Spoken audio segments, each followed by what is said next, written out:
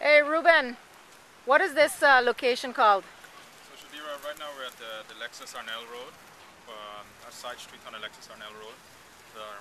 Locally it's also known as the Old Cave House Road.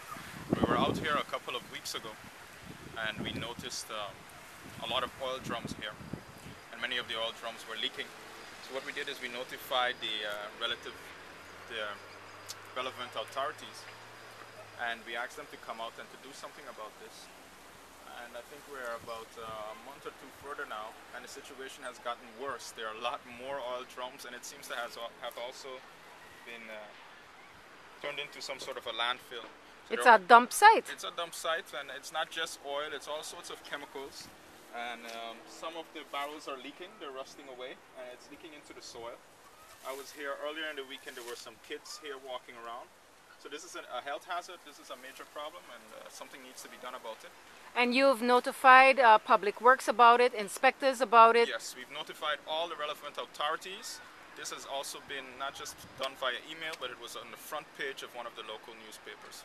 So, well, what do you think we could do with this further? Because maybe it's about time we somehow now bring this forward to the prosecutor's office and ask her. We're going to take some pictures and we're going to send them to the prosecutor's office and ask something to be done about it, because we've let the departments know about it and nothing has been done. Nothing at all. Looking at the type of barrels that are here, what kind of barrels you think these are? Is it, you think, from the marine industry? Could it be? There are, all sorts of different types of barrels, and I think it is very hard to say, but whatever it is either from multiple companies or a company that works with oil a lot. Works with oil and fuel very much. Actually, this is ridiculous. This is really ridiculous for what's happening here on the island.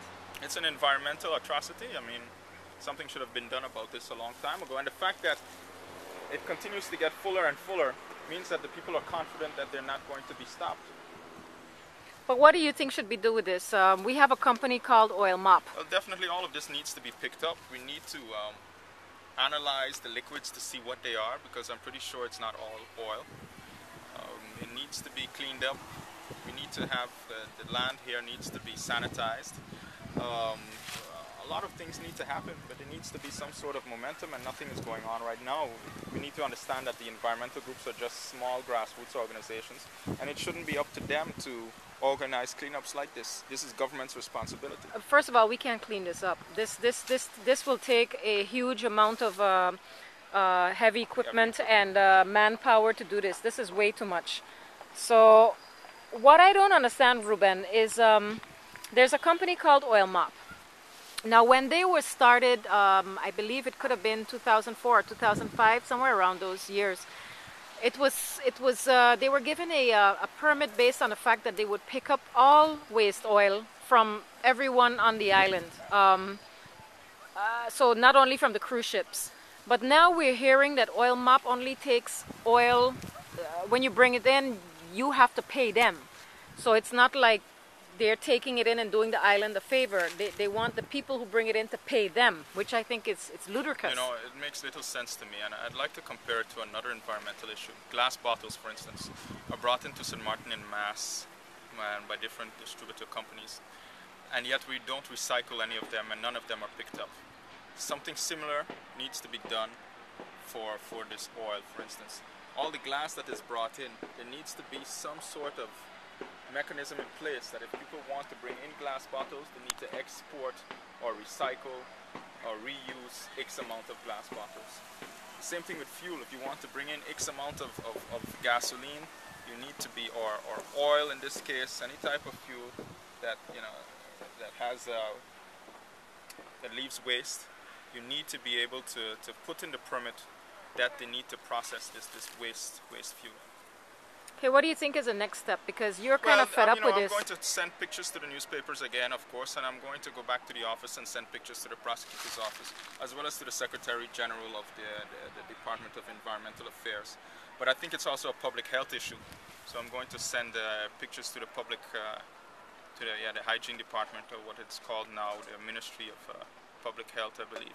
Maybe it's also an idea, Ruben, that we try to get in touch with the Haitian community or one of the community groups that lives around here, because in order to dump this type of waste, you need trucks.